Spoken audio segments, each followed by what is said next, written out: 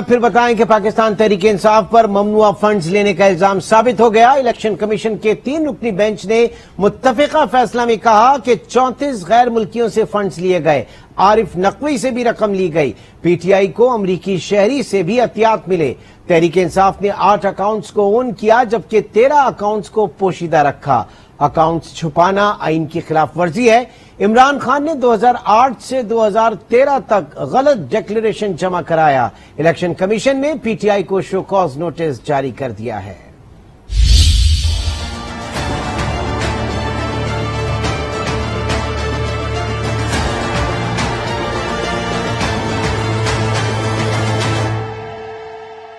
P T I پر غیر ملکیوں سے ممنوعہ فنڈز لینے کا الزام ثابت۔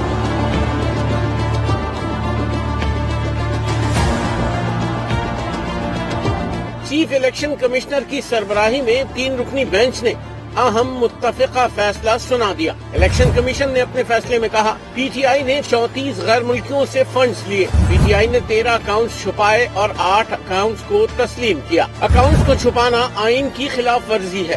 عمران خان نے الیکشن کمیشن میں غلط ڈکلیریشن جمع کرایا، عارف نقوی سے بھی رقم لی گئی، Abraaj group, I T I اور یو ایس آئی سے فنڈنگ لی گئی، بوٹن کرکٹ کلب سے ملنے والی فنڈنگ بھی ممنوعہ قرار پائی۔ پی ٹی آئی کو امریکہ، کینیڈا سے ملنے والی فنڈنگ ممنوعہ ہے۔ رومیتا سیٹھی سے ملنے والی فنڈنگ بھی غیر قانونی ہے۔ 351 غیر ملکی کمپنیوں سے ملنے والی فنڈنگ بھی غیر قانونی قرار پائی۔ الیکشن کمیشن نے پی ٹی آئی کو شو کاز نوٹس جاری کر دیا اور کہا کہ کیوں نہ پی ٹی آئی کے فنڈز ضبط کر لیے جائیں۔ الیکشن کمیشن نے قانون کے مطابق اقدامات کرنے کا حکم دیا اور فیصلے کی کاپی وفاقی حکومت کو بھی بھجوانے کی ہدایت کر دی۔ جی جناب، اس وقت عرفان قادر صاحب ہمارے ساتھ موجود ہیں، ماہر قانونی امور۔ بہت شکریہ سر آپ کے وقت کا۔ آج کے اس فیصلے کو آپ کس طرح سے دیکھ رہے ہیں؟ کیونکہ مختلف آراء جو انٹرپریٹیشن پاکستان تحریک انصاف کے کیمپ کے قانونی ماہرین کر رہے ہیں وہ مختلف ہے اور جو دوسرے کیمپ کے لوگ ہیں وہ مختلف ہے، تھوڑا ذرا ہمیں رہنمائی کیجیے گا ہماری۔ دیکھیں، یہاں پہ اب پی ٹی آئی نے اپنا ایک بیانیہ بنایا تھا جس میں وہ بار بار ہر کسی کے خلاف سازش کی بات کر رہے تھے اور سب کے خلاف منفی ریمارکس ان کی طرف سے آ رہے تھے۔ تو آج جب یہ فیصلہ آیا ہے تو جو بنیادیں جن واقعات کی بنیاد پر یہ دوسروں پہ تنقید کر رہے تھے، آج وہی چیز جو ہے وہ ان کے بھی سامنے آ گئی ہے۔ تو بہت اچھا ہوتا اگر جب نو کانفیڈنس ہو گیا تھا تو یہ دل بڑا کرتے، اس کو مانتے اور یہ اپوزیشن میں بیٹھتے، نہ کورٹ انوالو ہوتی، نہ یہ معاملے ہوتے سب، اور پھر مل بیٹھ کے تو اپوزیشن اور حکومت مل کے قانون سازی کرتے اور سارے کے سارے اس سسٹم کو مضبوط کرتے۔ لیکن یہ جو لڑائی جھگڑا ان کا رہا اس میں انہوں نے پی ٹی آئی نے اپنا ہی نقصان کر لیا، اور اگر اسی طرح لڑتے رہیں گے تو پھر پی ٹی آئی کے ساتھ جو ہو رہی ہے وہ ان کے ساتھ پھر اس سے بھی زیادہ میں سمجھتا ہوں مشکل میں پھنس جائیں گے۔ اور اب جو معاملہ ہے بڑا سیریس ہو گیا، کیونکہ یہ جب معاملہ جائے گا حکومت کے پاس اور حکومت سے پھر سپریم کورٹ کے پاس، تو حکومت جو ہے جب اس کے سامنے یہ ساری چیزیں جائیں گی تو وہ کیسے اس کو نظر انداز کر سکتے ہیں؟ نہیں کر سکتے۔ جو موجودہ رائج الوقت قانون ہے اس کے تحت تو ان کو ڈکلیئر کرنا پڑے گا کہ بھئی یہ پروہیبٹڈ ممنوعہ فنڈنگ جو ہے یہ وہ ہوئی ہے اس پارٹی کو، لہذا یہ پارٹی جو ہے اب یہ تو رہ ہی نہیں سکتی۔ تو اس کے ڈسولوشن کے لیے معاملہ پھر سپریم کورٹ کے پاس جائے گا اور سپریم کورٹ کے لیے بھی بڑا مشکل ہوگا ان کے حق میں قانونی منہ شگافیوں میں جا کے کوئی فیصلہ دے دیں۔ تو یہ چیز جو ہے یہاں تک جو پہنچ ہے، اور پھر پی ٹی آئی کے اپنے ہی اکبر اسبابر جو فاؤنڈر ممبر ہے وہ یہ چیز لے کے انہوں نے اٹھائی ہے، تو وہ اپنے اندر بھی ان میں گاڑیں پڑی ہوئی ہیں اور پھر وہ ایک سسٹم میں رہ کے کام بھی نہیں کرنا چاہتے۔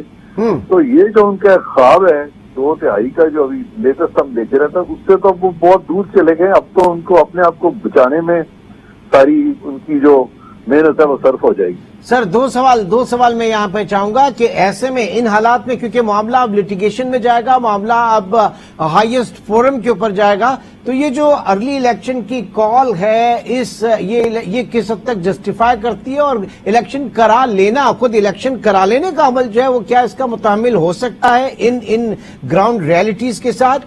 دوسری چیز یہ کہا جا رہا ہے کہ جناب آج کے اس فیصلے سے فورن فنڈنگ کا جو ہے اس کا چیپٹر کلوز ہو گیا، اور یہ جو پروہیبٹڈ فنڈنگ ہے یہ بھی خود ایک اکاؤنٹنگ پریکٹس ہے، اس کو آگے دیکھا جا سکتا ہے، جو اس کیمپ کے لوگ ہیں وہ یہ کہہ رہے ہیں۔ جی سر۔ اب یہ جو فوری الیکشن کی یہ جو ان کی ڈیمانڈ ہے وہ تو اس کے بعد فیل ہو جاتی ہے کہ جب تک یہ پروسیس پورا نہ ہو یہ الیکشن میں سے جا ہی نہیں سکتے۔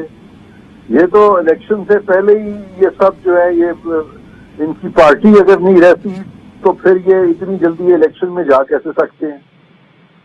تو لہذا الیکشن تو آپ فی الحال بھول جائیں کہ فوری الیکشن کوئی نہیں ہوں گے فوری الیکشن۔ اب تو یہی ہے کہ یہ اپوزیشن میں آئیں، جو ممبران ان کے جو استعفے دیے ہیں وہ اگر واپس لے سکتے ہیں لیں، اپوزیشن میں بیٹھیں اور اس کے بعد قانون سازی کریں اور پھر وقت کے ساتھ یہ الیکشن میں جائیں، بلکہ موجودہ جو حکومت ہے اس کو اب وقت پورا کرنے دیں۔ اب یہ جو چھوٹی چھوٹی پوائنٹس کریں گے یہ بند کریں تاکہ ملک جو ہے وہ مستحکم ہو، استحکامت آئے اور پارلیمان مضبوط ہو۔ اگر پارلیمان مضبوط نہیں ہوگی تو بہت مشکلیں پیدا ہوگی۔ تو ایسی صورت میں سر آپ تو ایک بہت آئیڈیل ماحول کی بات کر رہے ہیں، لیکن ظاہر ہے کہ یہ کیس یہاں پر رکے گا نہیں۔ اب حکومت جو ہے یہ الیکشن کمیشن جو ہے وہ حکومت کو اپنی تجاویز سفارشات پیش کرے گا، پھر حکومت اس کو پرسو کرے گی for supreme court in the form of reference. تو یہ حالات آپ سمجھ رہے ہیں کہ یہ بہتر ہوں گے؟ کیونکہ آپ تو بڑے آئیڈیل اس کی بات کر رہے ہیں، یہاں پہ تو بظاہر ایسا لگ رہا ہے کہ اور پیچیدگیاں آئیں گی اور ایک ماحول جو ہے وہ اس میں ایک ہیجانی کیفیت ہوگی۔ میں ہرگز آئیڈیلزم کی بات نہیں کر رہا، میں ریئلسٹک ہو رہا ہوں، ورنہ پھر یہ ہے کہ یہ ملک جو ہے یہ اپنی مرضی کا جو بھی بینچ بنائیں گے چیف جسٹس وہ یہ ملک چلانا شروع کر دے گا۔ بس آپ سمجھ ہی نہیں رہے بات کو، یہ غور کریں، آپ بھی غور کریں۔ نہیں سر میں بالکل اس کو سمجھ رہا ہوں، لیکن اس پہ غور کریں۔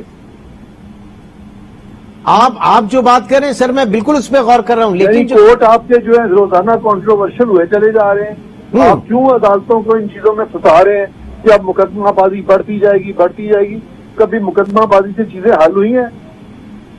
تو یہ ساری چیزیں جو ہیں اس پہ ذرا یہ غور طلب ہے۔ یہ اتنی سر یہ چیزیں تو ہمارے سیاستدان سمجھے نا، جو حالات کو یہ سنیچ تک لے کر آ گئے، یہ تو وہ لوگ سمجھیں۔ بالکل، تو انہی کے لیے کہہ رہا ہوں، اور میں کس کے لیے کہہ رہا ہوں؟ جی تو ان کو سمجھنا چاہیے نا، یہی تو کہہ رہا ہوں، آپ میرے سے اگری کر رہے ہیں، یہی میں بھی کہہ رہا ہوں۔ جی آپ ان کو سمجھائیں گے تو وہ سمجھیں گے نا، اگر آپ بھی نہیں سمجھائیں گے اور سب ان کو وہ جو اس کے اندر پیٹرول ڈالتے جائیں گے، یہ جو آگ لگی ہوئی ہے تو آگ تو بڑھتی جائے گی، جنگل کے جنگل اس میں بھسم ہوتے چلے جائیں گے۔ تو ایسے میں جو مشورے دیے جا رہے ہیں، ابھی شیخ رشید کا بھی ایک اسٹیٹمنٹ سر آیا، انہوں نے کہا کہ کھودا پہاڑ نکلا چوہا، یہ تو عدالت ایک ہیئرنگ میں اس کیس کو اڑا دے گی۔